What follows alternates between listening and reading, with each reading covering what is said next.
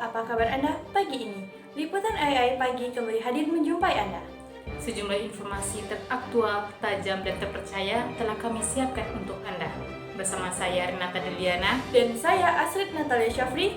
Inilah Liputan AI Pagi selengkapnya.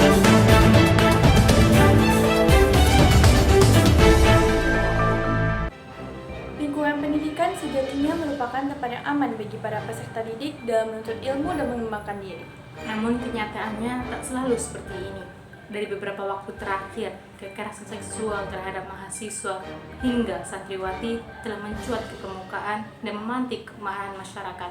Yang terbaru, seorang guru yang harusnya menjadi teladan tetapi berbuat keji dan tega menghamili belasan santriwati. Kami akan ulas singkat kronologi kejadian kasus ini. Berikut data yang telah kami kumpulkan dari sejumlah sumber.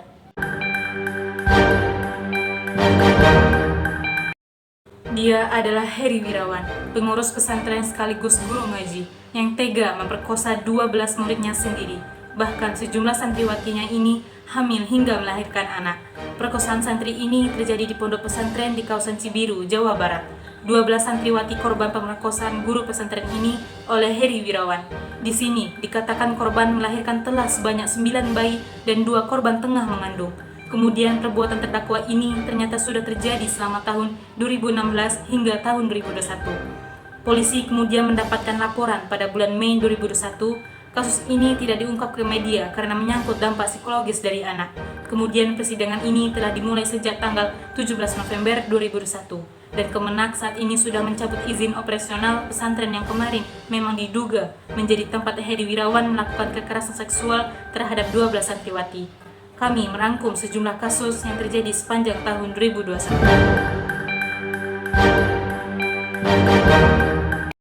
Secara garis besar, kasus kekerasan seksual di dunia pendidikan setiap tahunnya memang meningkat. Meskipun pada kenyataannya tidak semua kasus dilaporkan. Komnas Perempuan membeberkan dalam lembar fakta kekerasan seksual di lingkungan pendidikan sepanjang tahun 2015 sampai 2020. Di Komnas Perempuan menerima 51 laporan kasus kekerasan dan diskriminasi dari berbagai jenjang pendidikan. Dan yang paling banyak terjadi di perguruan tinggi dan pesantren atau pendidikan berbasis agama yang berada di peringkat kedua. Kita lihat di sini datanya, 27 laporan datang dari perguruan tinggi, kemudian 19% ini merupakan pendidikan berbasis agama, 15% dari SMA atau SMK, 7% dari SMP, kemudian ada 3% dari TK, SD, SLB, dan pendidikan berbasis Kristen. Dan yang terakhir ada 29% itu bisa saja dari tempat les dan lain sebagainya. Pemirsa, akar masalah munculnya kekerasan seksual bukan semata karena libido dan khas seksual belaka, tapi juga karena pengaruh relasi kekuasaan antara pelaku dan korbannya. Maka jangan beri celah sekecil apapun untuk meloloskan pelaku dari jerat pidana. Tapi juga jangan mengesampingkan pada korban yang perlu layanan dasar hingga pendampingan.